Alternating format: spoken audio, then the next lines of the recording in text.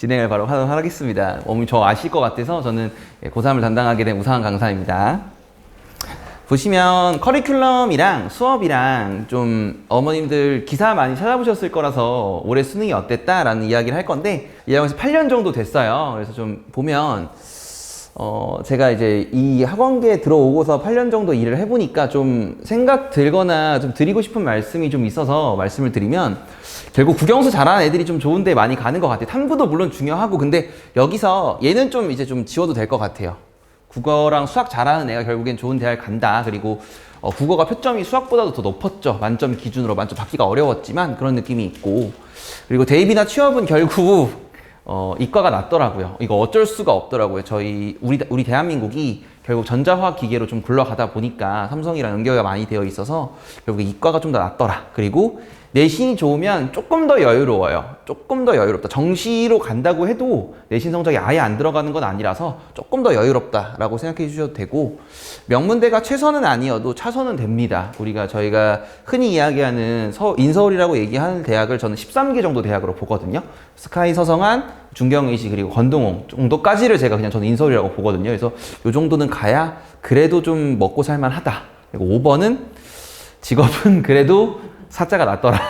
저도 뭐 누군가는 강사를 사자라고 하는데 강사의 사자가 아니라 저희 8대 전문직이라고 하죠. 뭐 의사, 변호사, 변리사, 그다음 뭐 감정평가사까지 해서 8대 직업이 좋은데 좀 가능한지는 이제 아이의 수준에 따라서고요.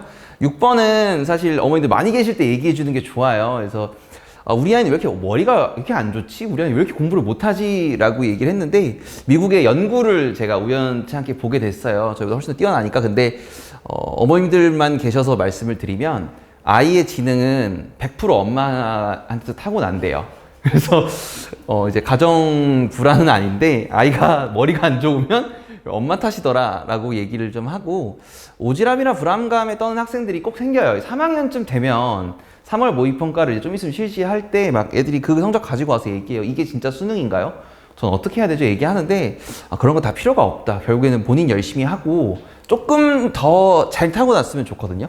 조금 더 못 타고 내어놨어도 저는 개인적으로 수능 국어는 노력 여하에 따라서 2등급까지는 누구나 다 받을 수 있다고 생각해요. 1등급은 좀 진짜 어려운 영역이라고 생각은 하는데 진짜 막 이 정도의 글을 읽는데도 진짜 막 너무나 난해해서 글을 아예 못 읽는 수준이 아니면 노력 여하에 따라서 2등까지는 올라가지 않나 이렇게 생각이 좀 들고요. 그래서 이렇게 두 분의 강사님께서 저희가 이제 고3 수능반 강사로 진행을 하게 된다라고 생각해 주시면 좋을 것 같고 접니다. 믿기 힘드시겠지만 그 다음에 이제 인덱스 목차를 좀 보면 수능 국어와 변화된 입시를 간략하게 진짜 좀 있으면 또 바뀌어요. 혹시나 이제 동생분이 있으시면 현, 중, 2들은 또 바뀌거든요. 그래서 지금 진행되고 있는 거 간략하게 말씀드리고 엄청 어려웠다고 얘기하잖아요. 그래서 제가 어머님들 뭐 기분 나쁘시라는 의도는 아닌데 몇 개 지문을 제가 가지고 와봤어요. 그래서 한번 보시면 어머님들께서도 체감이 좀 되지 않을까라고 생각을 하고 저희 국어의 특징 그리고 수업이나 학습 커리큘럼에 대해서 좀 소개해 준다라고 생각해 주시면 좋을 것 같습니다. 그래서 변화된 입시와 수능 국어를 보시면 정시 모집 선발 비율은 많이 늘어났고 수시는 학생부, 정시는 뭐 수능 위주 다 아실 거고요. 논술이 다시 등장해서 3번, 5번 별로 중요하지 않고 연계율보다 중요한 게 이 4번 얘기예요. 이제 고대가 실시를 하게 되면서 여러 학교들도 이제 논술을 좀 등장시켜서 집어넣는다라고 생각을 하거든요. 근데 논술은 제 개인적인 입장이고 제가 정답은 아니지만 좀 타고나야 돼요. 그리고 본인 이 모의고사를 볼 때 국어가 2등급 아래면 3등급 쭉쭉쭉 나오는 친구면 하면 안 돼요. 버리는 거예요. 그냥 절대 하면 안 되고 수리논술도 이제 아는 수리논술 하시는 선생님께 제가 얼마 전에 여쭤봤는데 수리논술은 아예 이 인문논술이랑 성격이 아예 달라서 준비하는 게 좀 다르다고 얘기하는데 마찬가지로 본인 수능 수학이 2등급 이하면 그러니까 3등급권을 계속 맡고 있으면 이것도 그냥 하지 말라고 얘기하죠. 돈 버리는 거라고. 그 시간에 저희 그냥 국어 공부, 수학 공부 훨씬 더 열심히 하는 게 좋다. 왜냐면 수리논술 같은 경우는 딱 들어가면 그냥 수학 개념을 다시 설명해 준대요. 왜냐면 수학 개념을 좀 알아야 된다라고 해서 그런 느낌이 좀 알아두시면 좋을 것 같습니다. 그래서 실제 최종 선발 비율은 50%로 상승할 것이다. 왜냐면 수시 이탈생이 생겨요. 이제 올해 뭐 배감고였나? 한 예전이었나? 하여튼 얼마 안 된 것 같은데 의대를 붙었는데 수시로 의대를 붙었는데 최저가 안 돼서 떨어졌더라고요. 너무 안타깝죠. 그래서 이런 경우가 무조건 발생하기 때문에 아마 정시로 좀 인원이 쏠려서 넘어간다 라고 생각해 주시면 좋을 것 같습니다.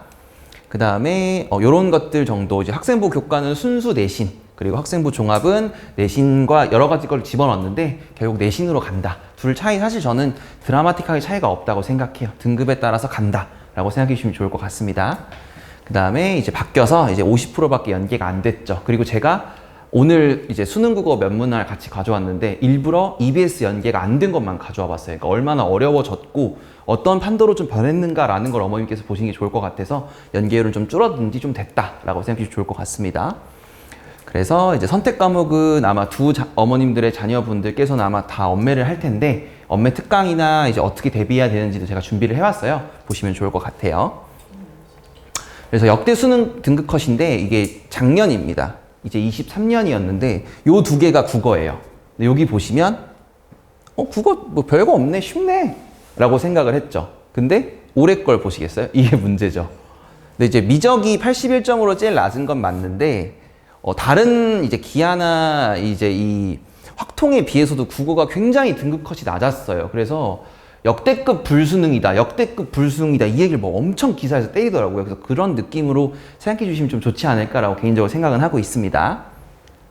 그래서 대입 준비 방향을 좀 얘기해 보면 지호나 규민이나 이제 본인이 좀 알고 있어야 돼요. 이게 되게 중요한 거거든요. 이게 무슨 말이냐면 내가 지금 내신이 몇 등급이고 내가 이 정도 등급을 받으면 어느 정도 갈 수 있지라는 거에 대한 인식이 좀 있어야 되거든요. 그래서 정확하게 인식이 있는 아이들은 제가 이렇게 해줬어요. 뭘 해줬냐면 그냥 2023년도 중앙대 입시 결과, 뭐 2023년도 뭐 건국대 입시 결과, 연대 입시 결과, 서울대 그냥 안 쳤어요. 이제 대부분 아이들 못 가니까 현실적으로 그냥 중앙대 정도 쳐먹어서 이 정도 등급의 아이들이 대부분 지원을 했고 수시 기준, 뭐 정시 기준엔 100분이 몇 정도고라는 걸 제가 좀 보여주거든요. 그래서 본인이 정확하게 생각하고 있는 대학, 그리고 사실 과도 되게 중요해요. 어느 과를 가느냐에 따라. 저도 뭐 교육과를 나오지 않았고 저는 이제 중문과, 다른 학교의 중문과랑 제가 나오는 학교에 교육과를 붙었었는데 교육을 선택하게 됐거든요. 만약에 중문과를 갔다면 절대 여기 없었겠죠. 저기 어디 뭐 무역회사에서 중국어 뭐 얘기하면서 샬라샬라 하고 이제 않았을까. 그래서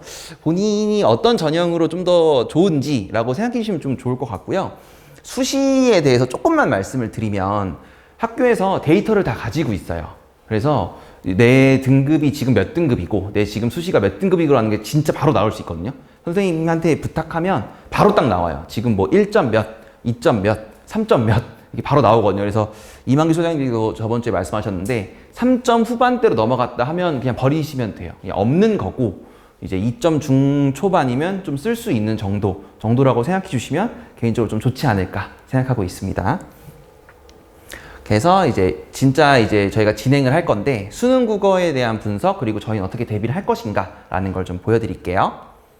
그래서 작년과 좀 비교를 먼저 해볼게요. 그래서 작년에는 화작 1등급 컷이 96, 그리고 언어와 매체 1등급 컷이 92였는데 이게 굉장히 이상적인 그래프라고들 기사에서 많이 나왔어요. 그리고 기사를 똑바로 안 보신 어머니들 되게 많은데 쉬웠다 하는데 정확히는 2022보다 쉬웠다였어요. 그래서 좀 적정한 난이도로 출제된 게 이 느낌이었고, 근데 이 화작 96이 되게 모순이 있는 게 문제 하나가 오답률이 85%였어요. 그게 3점이었고, 근데 그거 틀리고 하나만 더 틀렸으면 화작한 아이들 무조건 강제 2등급으로 떨어졌거든요. 그래서 조금 쉬운 경향성, 적절하다고 얘기는 하지만 조금 쉬운 경향성이 있었고요. 올해 거를 좀 보시면 판도가 완전히 바뀌었죠. 8점이 내려왔거든요, 지금 정확히 보시면. 이제 화작 기준 88, 엄매 기준 84입니다. 어머니도 다 아시다시피 저기 윤 씨께서 이렇게 얘기했잖아요. 킬러 문항을 빼라. 킬러 문항을 제외하고 아이들에게 킬러 문항을 하라고 말했던 게 결국엔 사교육을 완화하기 위해서인데, 어머님들 기사 이제 고3이니까 찾아보셨잖아요. 수능 만점 남자애 시대인재 재종반 나왔고 1년 재수비용 4,500만 원 들였잖아요. 왜 그럴까라고 생각을 해보면 상대적으로 나는 난이도 상승이 있었는데 왜 난이도가 상승했을까의 문제예요. 첫 번째는 미리 답을 말씀드리면 킬러 문항은 없어요. 무슨 말이냐면 22년도, 21년도 수능은 그냥 딱 만나자마자 아이들이 펜을 놓아버리는 그런 문제들이 있었거든요. 진짜 그냥 손도 못 대는. 근데 올해 수능은 그런 문제는 아무것도 없어요. 그러니까 절대 보자마자 이건 절대로 풀 수 없어요. 이거는 뭐 펜 놓겠어요. 이런 문제는 없는데 준 킬러 문항의 비율이 엄청 늘어나는 거죠. 그러니까 보통 킬러 문항을 이전 수능에서 두세 문제 정도 넣었다면 이때는 준 킬러가 한 8개 정도 들어가니까 좀 헷가닥 하는 친구들 경우에는 이제 확 점수가 떨어지지 않았나. 이렇게 좀 생각이 되고요.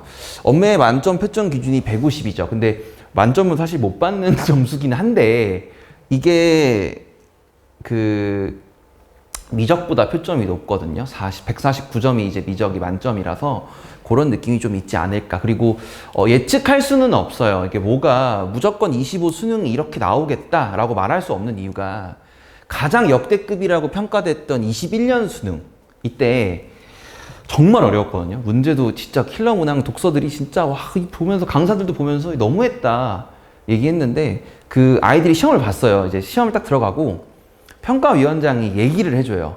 이 올해 수능 국어 어떻게 출제했습니다. 근데 그 사람 뭐라 얘기했냐면 올해 수능 국어 평이하게 출제했습니다. 그리고 1컷 80초 나왔어요. 그리고 사퇴했거든요. 죄송하다고. 그래서 예측할 수 없는 부분인데 굳이 제가 얘기를 해보면 문학이 많이 어려웠고 독서가 많이 쉬워져서 그 밸런스를 맞추기 위해 문학은 조금 쉬워지고 독서는 조금 더 어려워지지 않을까, 이 정도가 되지 않을까라고 생각은 하고요. 그래서 어머님들 다 들으셨어요. 뭐 불수능이다, 불수능이다. 작년 거랑 올해 걸 제가 비교해서 가져왔는데 요걸 좀 이렇게 보시면 좋은 게 문항 번호를 제가 적어놨거든요. 고정이에요, 고정. 1번부터 17번은 독서로 강제되어 있고요. 18번부터 34번은 문학으로 강제되어 있어요. 그리고 아이들이 보게 되는 35부터 45는 선택 과목. 이제 문법을 할 건지 타작을 할 건지였거든요. 그래서 잘 안 보이시겠지만 제가 말씀드리면 작년 수능은 문항 번호가 혹시나 보이신다면 18번부터 34번이 아무것도 없어요. 여기가 문항 번호거든요. 역대 오답률 제가 탑10을 가져왔는데 여기 18번에서 34번이 아무것도 없어요. 그러니까 작년 수능까지만 해도, 그리고 어머님들 예비고 때 혹시 저를 보셨거나 예비고 때 오셨더라면 제가 그런 말 한 적 있을 수 있을 거예요. 어머님, 문학은 다 맞아야 돼요. 문학 틀리는 거 아니에요. 였는데 여기 보시면 벌써 27번, 34번, 23번, 26번으로 들어와 있거든요. 그러니까 문학의 난이도가 많이 들어온 거죠. 35는 이거 언어 매체라서 빼야 되고 몇 개를 제외하고 보면 이제 100% 독서와 엄매만 오답률이 높았던 거에서 문학 오답률이 엄청나게 많이 높아졌다라는 걸로 생각해 주시면 좀 되지 않을까 이렇게 생각은 하고 있습니다. 됐죠? 그래서 평가를 좀 해보면 통합수능 도입 이래 국수 0에서 역대급 불수능이었다. 그리고 국어의 표준 점수 최고점은 64명입니다. 그러니까 150점을 받은 아이죠. 엄매를 선택했고 다 맞은 아이들을 이야기하거든요. 근데 64명으로 역대 두 번째로 적습니다. 그게 제가 아까 전에 말씀드린 21년도 수능 있죠. 엄청 어려웠던 거. 그때 이후로 가장 적었습니다. 그리고 이때 22수능, 이때 21년도에 보게 되는 수능을 22수능이라고 부르는데 이때랑 거의 차이가 없죠. 왜냐면 150점이라고 제가 보여드렸는데 거의 1점밖에 차이가 안 납니다. 그리고 그때도 미적이 147점이었고요. 그래서 엄청 어려운 시험이었다. 그리고 등급이 전 구간대에서 점수 격차가 크게 벌어집니다. 그래서 좀 변수 과목이 되지 않을까. 그리고 어머님들 걱정하시는 거 있죠. 왜냐면 의대가 그걸 늘렸죠. 의대 지원생을 더 뽑겠다. 그래서 그런 말씀 하시더라고요. 서성한 아이들이 서성한 안 간대요. 서성한 정도 급 되면 그냥 공부 조금 더 해서 나 한 번 더 해서 의대 갈게요 엄마. 뭐 의치 한약수라고 저희가 흔히들 이야기하잖아요. 그런 느낌으로 좀 되지 않을까. 그래서 아이들 입장에서 올 고3인 될 아이들 입장에서 되게 부담스러운 학습이 되지 않을까. 이런 느낌으로 좀 알아두시면 좋을 것 같아요. 그래서 국어만 이제 한정적으로 말씀을 드리면 킬러 주문은 없어요. 누가 봐도 못 건들겠다. 이건 처음부터 우리의 배경 지식을 사용해야 하고 이런 문제는 없었지만 준 킬러가 많이 높아졌고요. 선택지가 되게 어려워졌어요. 저도 아이들이랑 이제 대부분의 아이들이 이제 16일 모의 수업에 와서 풀어봤는데 그냥 개 박살이 났더라고요. 역시나 제 예상대로.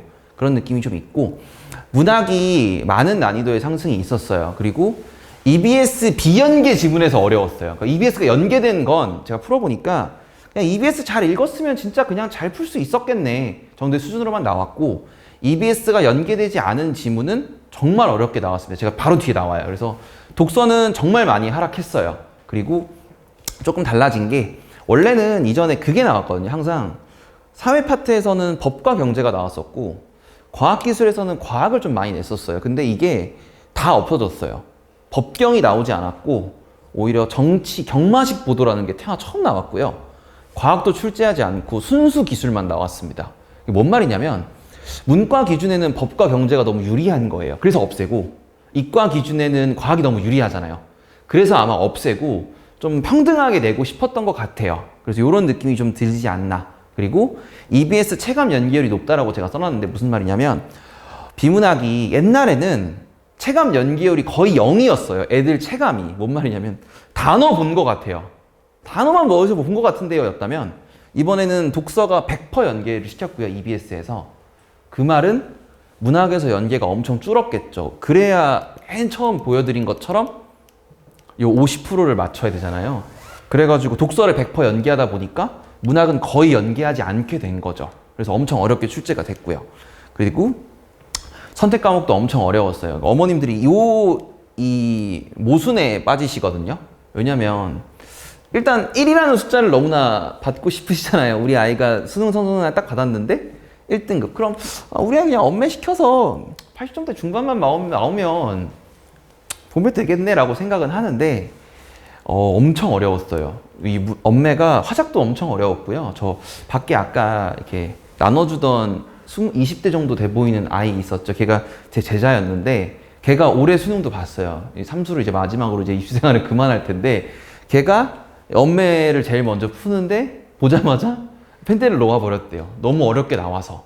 그런 느낌이 좀 있어서 표점도 높으니까 그냥 엄매해야지는 절대 대안이 되지 않습니다. 본인이 공부를 열심히 할 생각이 있고 그래야 좀 엄매를 하지 않을까라고 생각은 하고요. 요거 한번 보실까요? 이게 역대급 고전수필 아마 탑 5로 아마 매년 회자가 될 거예요. 뭐라 나와 있냐면 EBS 비연계입니다. 게다가 고전수필을 기존에는 아이들이 껌같이 읽었어요. 그냥 경험 찾고 깨달음 찾고 좋은 방향으로 나가자 이런 느낌으로 애들이 많이 읽었는데 조금만 같이 읽어볼게요. 제가 너는 있는 것이 병이라고 생각하냐? 있는 건 병이 아니다. 있지 않기를 바라냐?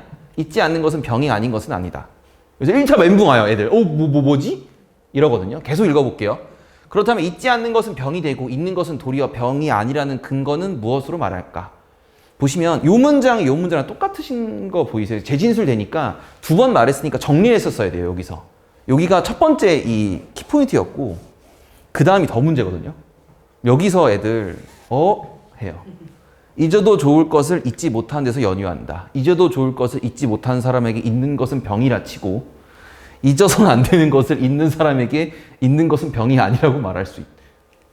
이렇게 되는 거예요. 이게 실제로 거의 탑급으로 어려웠던 제시문이고 어머니 좀 관심이 많으셨으면 문학은 보기에서 많은 걸 정보를 추출해서 읽어야 돼 라고 들어보셨을 거예요. 근데 이게 올해 현대소설의 복이거든요. 딱 요거 하나 들어가 있었어요. 근데 읽어보시면 서술자는 자신의 시선만으로 서술하기도 하고 인물의 시선을 초점하여 서술한다. 이 작품에선 두 방식이 겹쳐난다. 아무 정보가 아니죠. 사실 이 소설이 어떠한 배경을 가지고 있고 어떠한 내용으로 진행될 거에 대한 정보가 아니에요. 그냥 이런 걸 사용해서 정도죠. 그리고 서술자는 인물과 거리를 둠으로써 그들의 말이나 생각, 감정 등에 대한 태도를 드러낸다. 이 밖에도 쉼표의 사용은 시간의 지연이나 인물의 상황을 드러낸다. 아이들 아마 물음표셨을 거예요.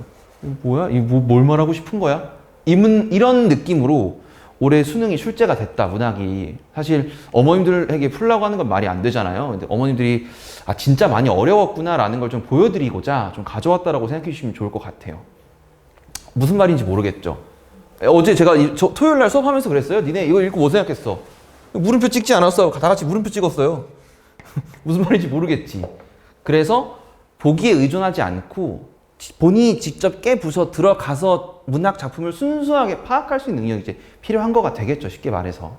보시면 영역별로 좀 분석을 좀 하면 독서는 적절했어요. 체감 연계율이 높다라고 하는 건 아이들이 문제를 풀었을 때 이건 진짜 수능 완성, 수능 특강에서 본 걸 많이 가져온 것 같아요 라고 하는 걸 체감 연계율이라고 그래요. 그러니까 실제 연계율은 중요하지 않아요. 아이들이 얼마나 이걸 진짜 본 것 같냐, 내가 EBS 열심히 공부했을 때냐 했는데 인문이랑 기술 지문으로 그래도 변별력도 조금은 확보를 했습니다. 그 다음에 엄청 어려웠죠. 연계율 중간이라고 썼는데 50%가 안 돼요. 왜냐하면 독서에서 연계율을 너무나 많이 했기 때문에 강제로 떨궈야 되는 거예요. 그래서 50% 연계가 안 됐고요. 선택지 판단이 되게 어려웠습니다. 왜냐하면 이거 가지고 이제 문제 만들었을 거 아니에요. 이게 얼마나 어려웠겠어요. 그리고 이것도 애들 읽다가 문제는 얼마나 어렵겠습니까? 이거 딸린 보기 문제가 3점이었거든요. 그런 느낌이 좀 있지 않나 라고 생각했는데 수업해주면서 그랬어요. 너네 읽다가 고전 수필처럼 읽지 않고 독서처럼 니네가 읽었으면 아무것도 어렵지 않다. 이게 정리하면 되거든요. 내용을 조금만 써보면서 적용해서 재진술되는 포인트만 찾았으면 끝나는 지문인데 애들이 그렇게 안 읽고 고전 수필이니까 껌이겠지, 쉽겠지라고 읽어서 조금 문제가 되지 않았나 라고 생각은 하고 있습니다. 그리고 화작은 적절했는데 엄청 길게 나왔어요. 진짜 지문 길이가 뭐 페이지를 넘어가더라고요. 그냥.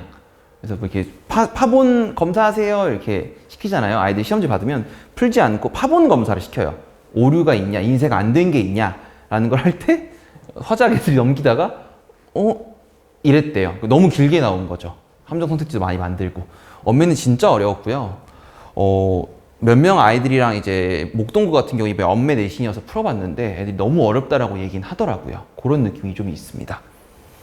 그 다음에 수능 국어의 준비 자세예요. 엄매도 중요하고 화작도 중요합니다. 근데 더 중요한 건 공통 과목이에요. 문학과 독서를 제가 말씀드리는 거죠. 이걸 완벽하게 학습이 돼야, 그리고 보셔서 아시잖아요. 문학 공부를 엄청 많이 해야 될 거예요. 불과 이제 2, 3년 전만 해도 문학은 당연히 다 맞아야 돼요. 문학 틀리는 건 바보예요. 실제로 23년도 수능 문학 보면, 작년 거 보면 정답률 95%짜리도 있어요. 근데 그렇게 출제가 이제는 안 될 거라는 걸 이야기하겠죠. 그 다음에 성향을 고려한 선택 과목의 선택과 학습이 좀 필요하다. 제가 진단해 드릴 거예요. 선택 학습은 어떻게 해야 되냐라는 것도 제가 준비해 와서 선택을 좀 하시면 좋고, 화작도 조금 공부해야 돼요. 아예 안 할 수는 없습니다. 조금 공부해서 패턴화가 좀 정해져 있거든요. 그런 게 좀 필요하다라고 생각하시면 좋고, 아이들이 착각을 하고 있는 게 있어요. 이 두 개를 잘 활용하겠죠. 여기서 반영될 거고 기존에 평가원이 냈던 거니까 아이들은 기존에 기출을 막 딸딸딸딸 외워요. 근데 수능의 제일 원칙은 기존에 냈던 걸 내면 안 됩니다. 그러니까 기출은 문제 유형을 잘 보는 거예요. 선지랑. 왜냐하면 선지에 사용된 이 용어나 개념어들은 돌 수 있거든요. 기본 메커니즘이라서. 그런 걸 좀 많이 봐야 되고요. 이제 얘를 딸딸딸 외워야죠. 애들이 EBS 대할 때 2월에 이제 수특 나올 텐데 6월에 수완 나오고요. 문제 풀어보고 뭐라는 줄 아세요? 선생님 맞았어요. 그 지문 그 문제 맞았는데요? 뭔 내용이야? 물음표 쳐요 그냥. 뭐였죠? 본 거 같은데. 이거 대충 이런 내용 아니에요? 절대 안 돼요. 바꿔서 공부를 해야 돼요. 얘는 선지를 좀 많이 보고 개념어들을 좀 많이 봐야 되고요. 문학적으로 사용된 개념들을 또 쓸 수 있을 테니까 얘는 진짜 작품을 다 외워야죠. 실제로. 저도 이제 수능 세대인데 저는 영어를 되게 못했어서 믿기 힘드시겠지만 수학을 제일 잘했거든요. 그래서 영어 저 땐 70% 연계라 전 EBS 수능 특강, 수능 완성 영어 모든 지문을 외웠거든요. 그래야 좀 낫지 않을까 해서 그런 느낌으로 작품을 딱 봤을 때 핵심적인 주제나 대상과 화자 간의 관계나 이런 건 기본적으로 돼 있어야 될 거예요. 기본적으로 정말 당연하게. 당연히 저희가 필요한 부분에 따라서 정리본도 주고 수업도 할 거예요. 근데 이제 공부하는 건 아이들 몫이기 때문에 무조건 될 거다라고 이제 말씀드린 건 좀 어려운 게 있는 거죠. 그 다음에 선택 과목에 대해서 좀 얘기를 해볼게요. 그래서 제가 뭐라고 썼냐면 같은 점수라면 언어와 매체를 선택한 학생이 표점이 높아요. 근데 제가 뭐라고 썼냐면 높은 점수를 받기가 마냥 쉽지도 않아요. 그러니까 대부분의 아이들이 엄매에 막 도전해요. 왜 그럴까 제가 고민을 많이 해봤는데 엄매하는 아이들과 인터뷰를 좀 해보면 3등급 딸이들이 막 엄매 하거든요. 왜 했더니 좀 있어 보이지 않아요, 선생님? 표점 더 주잖아요. 아니 표점은 다 맞아야 더 주는 거예요. 진짜로.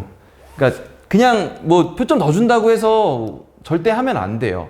그리고 화작은 이제 기존에 보던 화법과 작문이라서 시간 소요가 좀 많아요. 근데 올해 수능을 보니까 엄매가 점점 더 많이 어려워지고 점점 더 까다롭게 출제를 하는 것 같아서 사전 공부가 되게 많이 필요해요.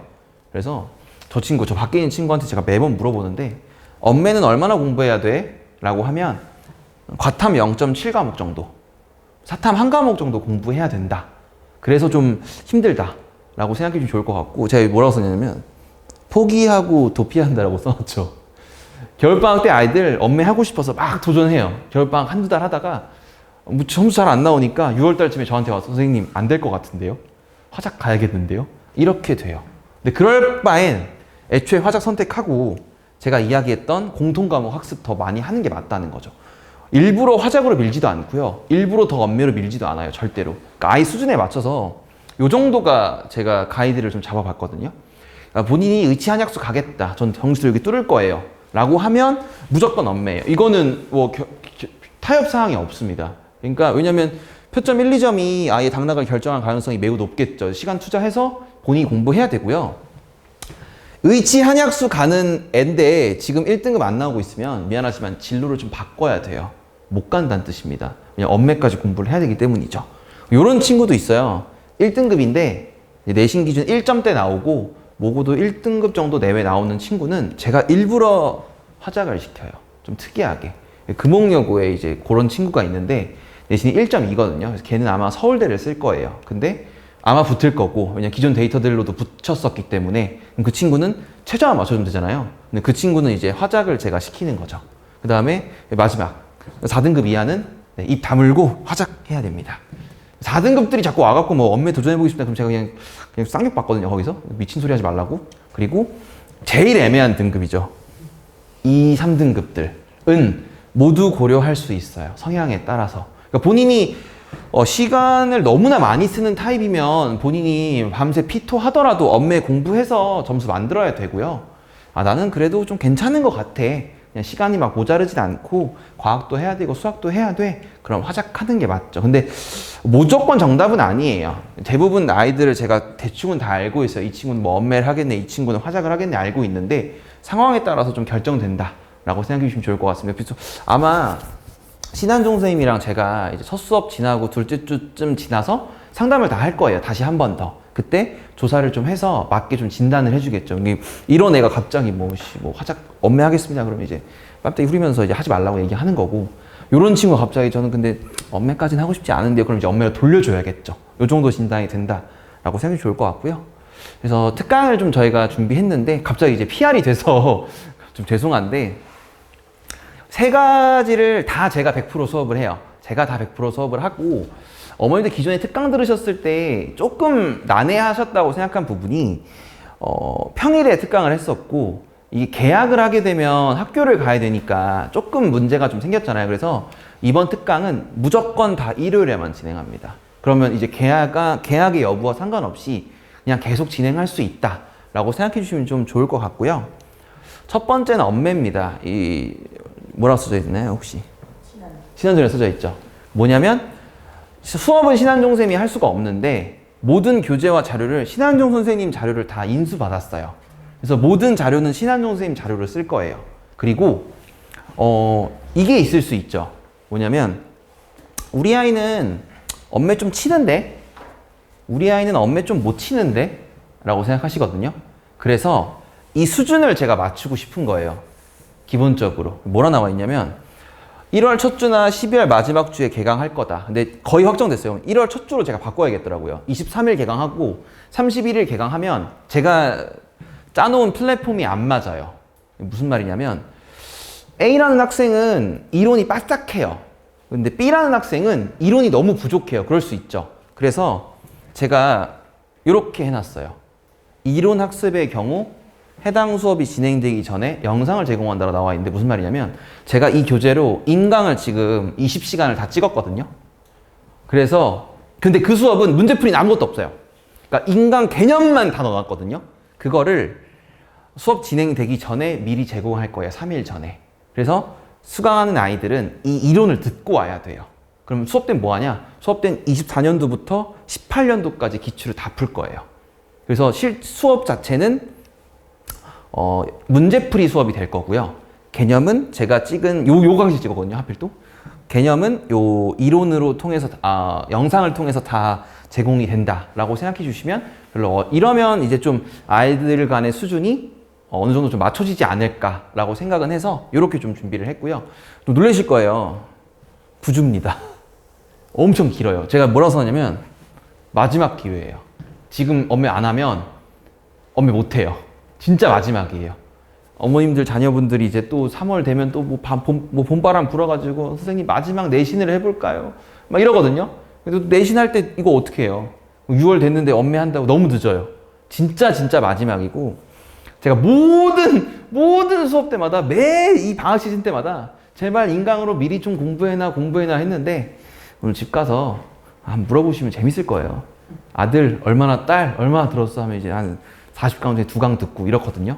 그래서 진짜 마지막 기회라 필요에 따라서 들어주시면 된다. 그리고 시간은 2시간씩 9주고요. 2시간에서 줄진 않아요. 제가 2시간 반으로 더 해줄 수도 있어요.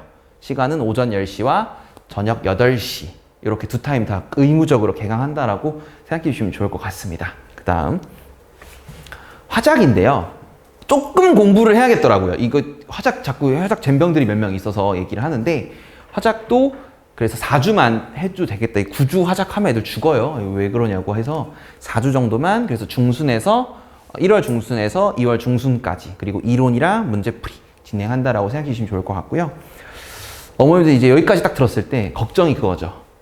우리 아이는 이과라서 문학이 너무 약한데 어떡하지 할까봐 문학 고난도도 조금 준비해 봤다. 이것도 엄매하면 얘는 제가 거의 필수라고 말씀드리거든요. 이게 진짜 마지막 기회라서, 본인이 지금 당장 수능 엄매 한 5개년치 플러스 다 맞는다 그럼 절대 안 들어도 돼요.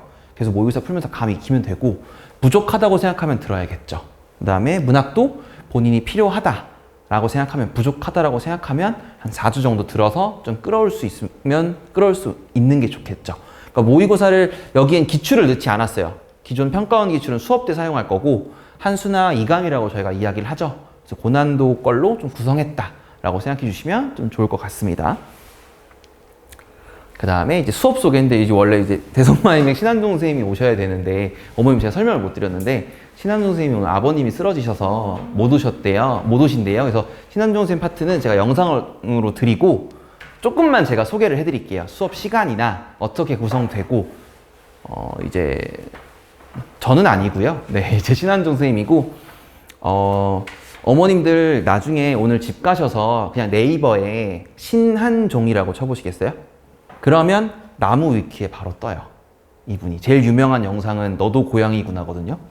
여기 광릉한샘에서 이제 고양이 찍으셨더라고요. 한번 그런 게 있는데, 광릉한샘 기숙학원 어머니 쳐보시면 바로 사이트 나와요. 여기서 모든 커리큘럼을 다 찍으셨더라고요. 그리고 대치두각이라고 대성과 연계되는 학원인데 여기도 계세요. 그러니까 저희가 좀 죄송한 말씀이 토요일밖에 반이 없어요. 그러니까 아이들도 아쉽고 저도 아쉽고 이래도 수업해주고 싶은데, 이분이 이 광릉한샘의 월금에 계시고요. 기숙학원이라서 토요일은 강원이, 일요일은 대치두각이에요. 그래야 이 이력이 구라가 아니잖아요. 그래서 그 대치두각에 제가 여쭤봤어요. 혹시나 좀 하루 정도 그러니까 한 오전만 좀, 또 5단지 사세요? 사시는 건. 여기 5단지. 그래서 오전만 좀 수업을 같이 해주실 수 없냐 했더니 대치두각에서 12시간 수업하신다고 하시더라고요. 그러니까 도저히 나올 수가 없고, 원래도 옛날에는 이 오전 아니면 저녁만 까는 거였는데 강북청솔에 계셔서 강북청솔 계약 깨졌더라고요. 이번에 이거 해야 돼서. 그래서 좀 모셔온 선생님이다 라고 생각하시면 좀 좋을 것 같고, 아마 대성마임의 사이트에도 있어요. 어머니 인강 플랫폼 아시잖아요. 거기에도 경찰사관 수능 쪽 들어가시면 신한종 선생님 프로필 사실 똑같더라고요. 그대로 있다라고 생각해 주시면 좀 좋을 것 같습니다. 그 다음에 좀 특징을 말씀드리면 고3에 대해서, 대치동미 사관학교 외부 강사를 초청해서 수업을 진행을 합니다. 신한종 선생님이 들어올 거고요. 수업 간에 개별 조교를 통한 테스트 진행, 과제 점검과 피드백이라고 제가 써놨죠. 무슨 말이냐면, 이제 수업 시간이 좀 바뀌어요. 3시간이 아닙니다. 애들 죽으려고 하거든요. 왜냐면 저희가 생각을 계속 해봤어요. 우리가 무언가를 조금 더 연구하고 보완할 수 있을까라고 했는데, 애들 고3이어도 예습 안 해와요. 솔직하게 우리가 얘기했을 때 공부 지질나게 안 하잖아요. 그래서 예습 시간을 저희가 수업 시간에 집어넣었어요.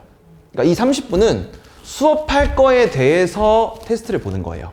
근데 애들한테 부담을 안 줘요. 근데 문자는 가요. 어머님들께. 오늘 21개 정도의 문제를 풀었는데 아이가 몇 점이고 이반 평균이 몇 점이고가 나가요. 이걸 조교가 할 거예요. 다. 개별 조교 4명씩 오거든요. 신한선생님 4명씩 데려오시거든요.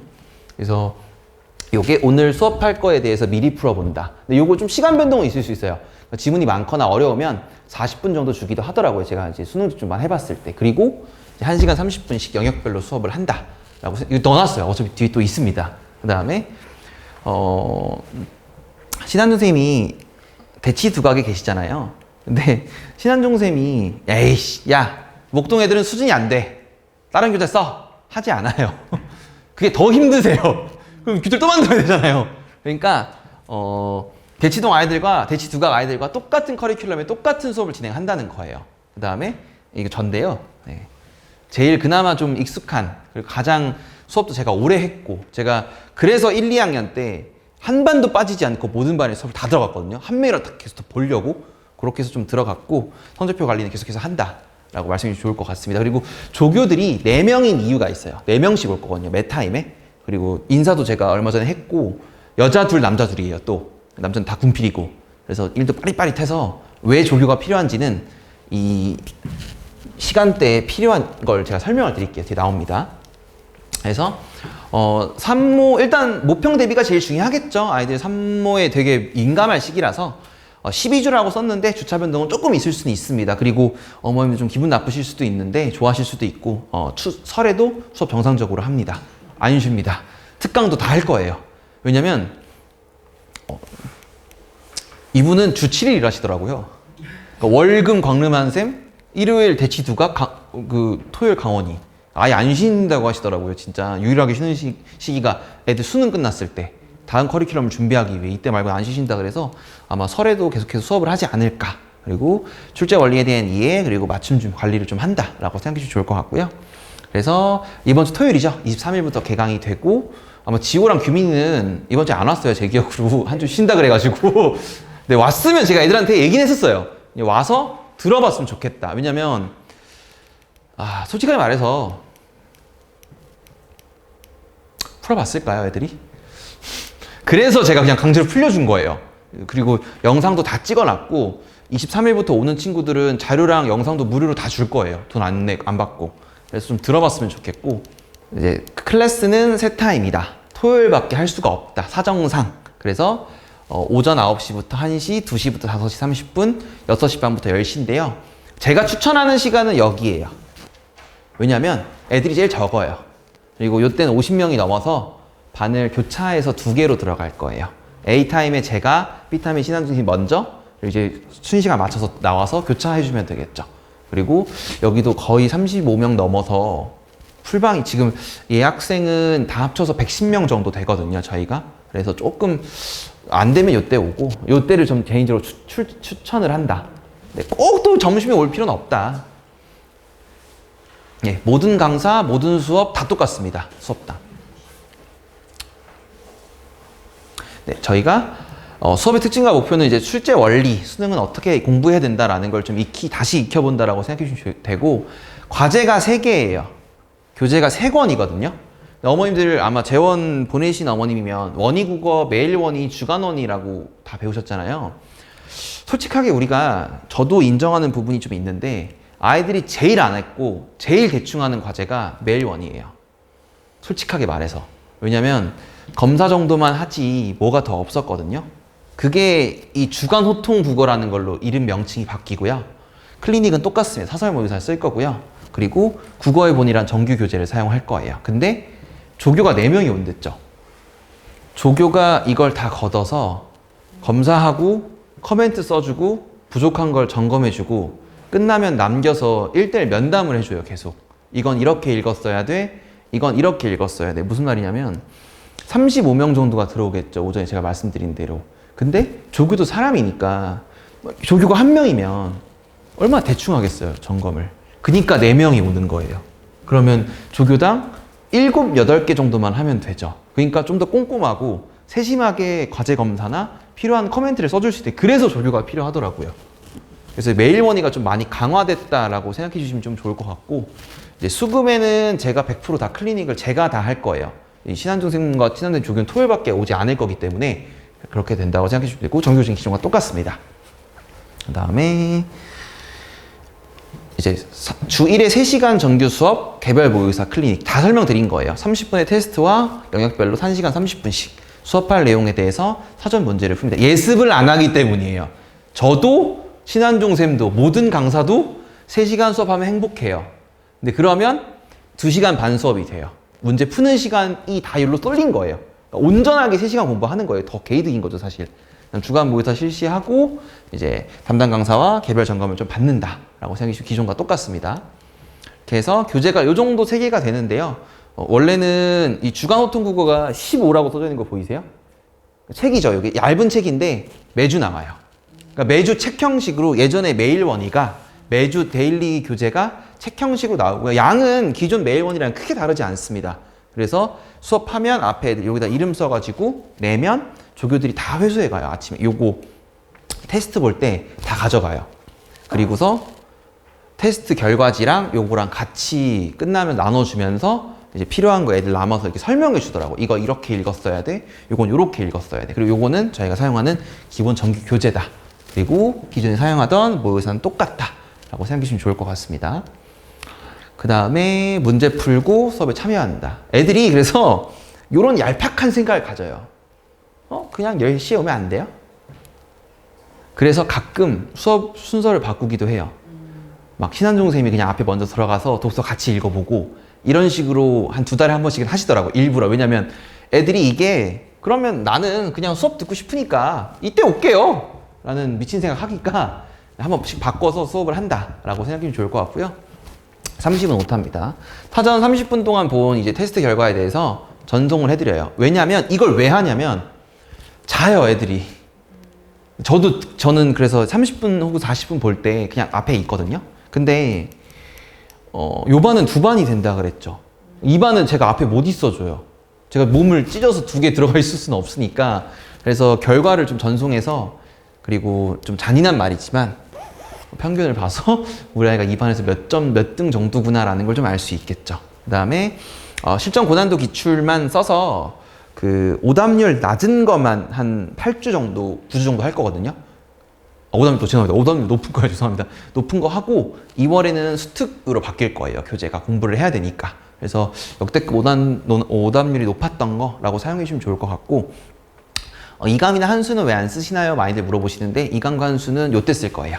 사설 모의고사. 요때는 기출이 아무것도 없어요. 기출은 난이도 높은 걸로 요걸로 들어갈 겁니다. 됐죠? 그 다음에 주간 호통 국어죠. 매주 지급되는 데일리 부교재입니다.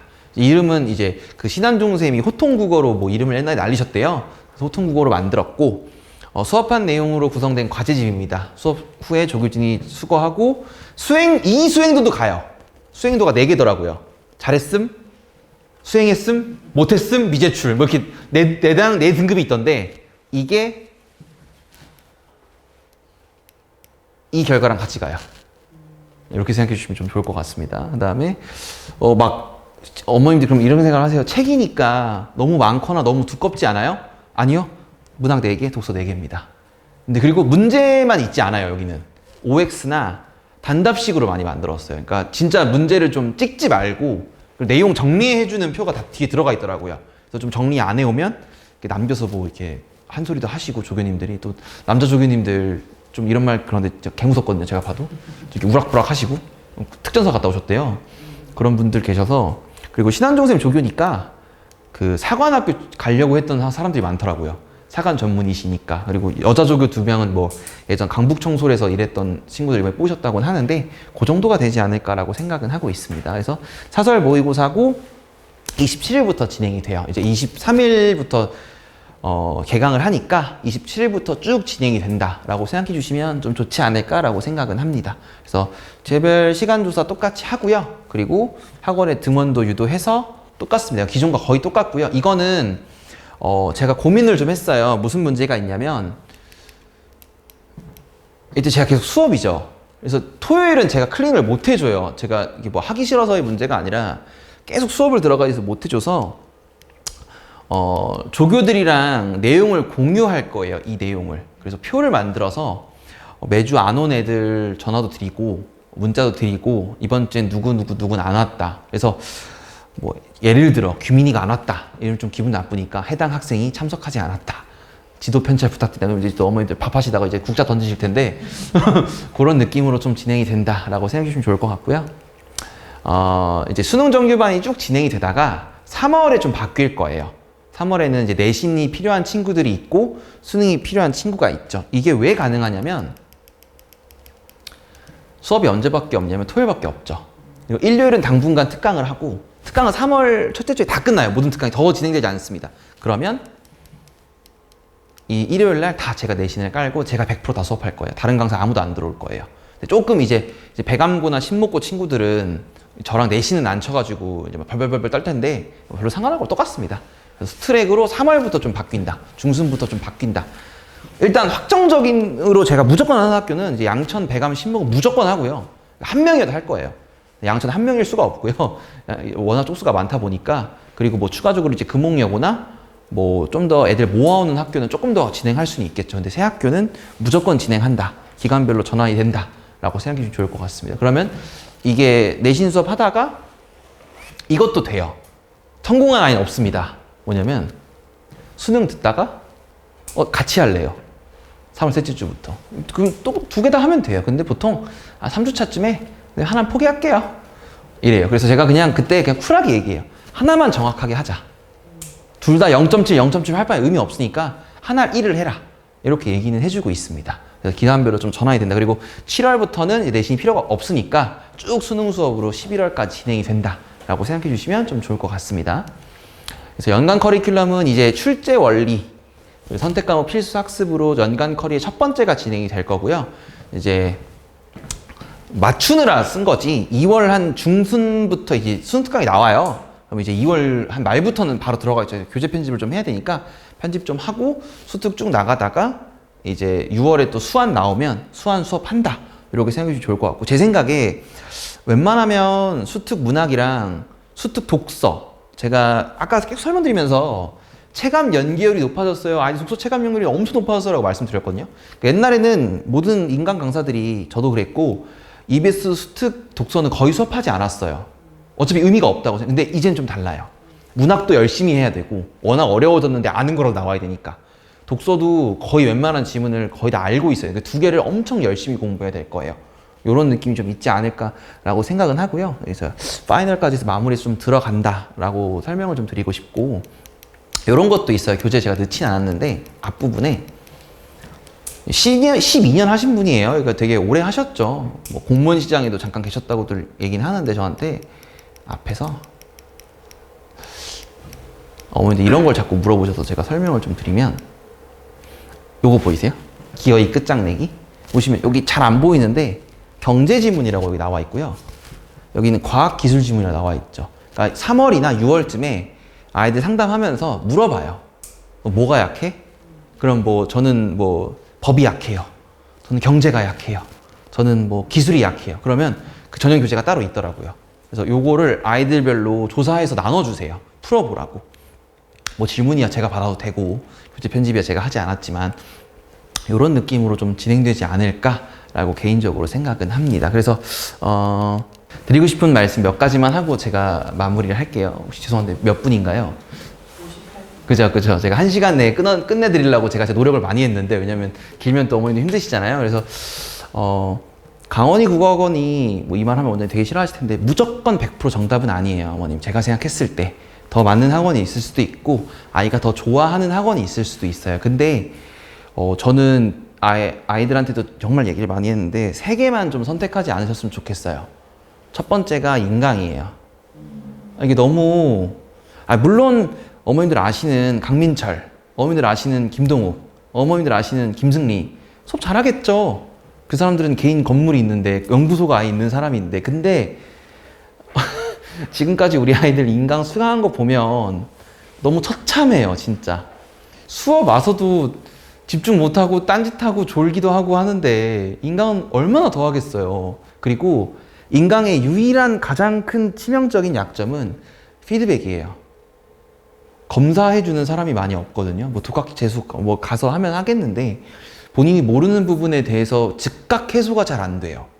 이게 좀 저는 너무 아이들 입장에서 치명적인 것 같아서 그거랑 2번은 이런 애 없을 거예요. 쉴게요. 미친놈이냐 나 진짜 몇 명 와갖고 선생님 겨울방학 좀 내신 때문에 고생했는데 좀 쉬겠습니다. 그래서 미친 소리 하지 말라 그랬거든요. 그러니까 웬만하면 뭐 강원이가 될 수도 있고 보습학원 보내셔서 학원 보내셔서 공부를 좀 하셨으면 좋겠고, 마지막은 제가 초성만 쓸게요.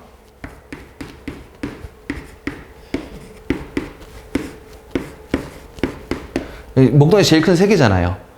보내셔도 되는데 한 반이 막 이래요. 여기는 좀 안 보내셨으면 좋겠어요. 여기를 혹시나 나중에라도 생각이 있어서 보내시더라도 저는 이것보다 확 넘어가면 수석 의미 없다고 보거든요. 왜냐면 여기는 뭐 이렇게 달려있대요. 70명, 100명 강의 앞에 스크린이 위에 달려있대요. 맨 뒤에는 안 보이니까. 그래서 야, 너 러셀 가서 뭐 배웠냐? 배워봤대. 갔더니 물어보니까 선생님 얼굴도 못 봤어요. 스크린만 보고 왔는데. 제가 그럴 거면 인강도 지우기 왜 갔어? 내가 이랬거든요. 그리고 이런 학원은 수업력이 엄청 좋을 수는 있어도 아이니까 100% 수업에 온전하게 집중하지 않거든요. 그럴 때 좀 케어해주거나 잡아주는 부분이 좀 부족할 거예요. 그래서 저는 개인적으로 30명대 학원이 제일 좋지 않나. 그래서 이것도 쪼갠 거예요. 그러니까 50명 늘 수는 있죠. 근데 그러면 강원이 보내는 의미 없으실 것 같거든요. 저 개인적으로. 그래서 신한종 선생님께도 양해 구해서 이 반은 두 반 나눠서 25명 하자. 그래야 애들도 좀 얼굴도 좀 보고 뒤에 앉은 아이들 최대한 뒤에 안 앉게 해서 필기도 좀 하고 그런 느낌이 좀 있어서 이런 건 좀 웬만하면 피하셨으면 좋지 않을까. 제 개인적인, 제가 정답은 아닙니다. 제가 이제 목동시장 있어 보니까 그게 맞지 않나라고 생각은 들어요. 여기에 38개 들어가요. 그래서 여기 이제 25, 이게 30명 좀 넘어가면 이제 갑자기 푸근푸근 거리거든요. 그러지 않게 최대한 제가 분해를 하는 거죠. 그리고 여기는 왜 35명이야 라고 질문하실까봐 말씀드리면 35명 절대 안 와요. 제가 살면서 오전반이 한 번에 풀로 다 온 경우를 본 적이 없어요. 그러니까 무조건 3, 4명은 점심 저녁으로 미루더라고요. 이 멍청한 것들 못 일어나가지고. 그럴까봐 요 반만 조금 더 맥스. 그리고 요 반 지금 20명도 안 돼요. 엄청 좋은 반이죠. 근데 이해해요. 밥 먹고 와서 저는 이때 밥 안 먹을 거거든요. 저 먼저 들어가서 뒤에 먹을 거거든요. 4시에 먹을 거거든요, 일부러.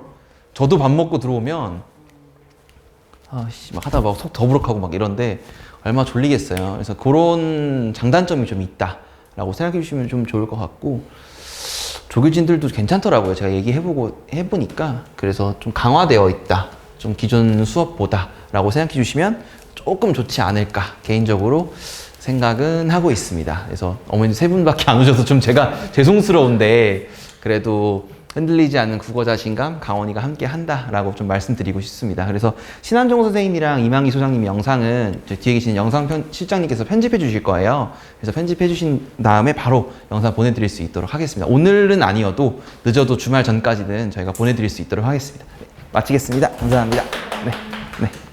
질문하실 거 있으시면 저 본관 가셔서 하셔도 되고 여기서 질문하셔도 됩니다, 어머님. 네.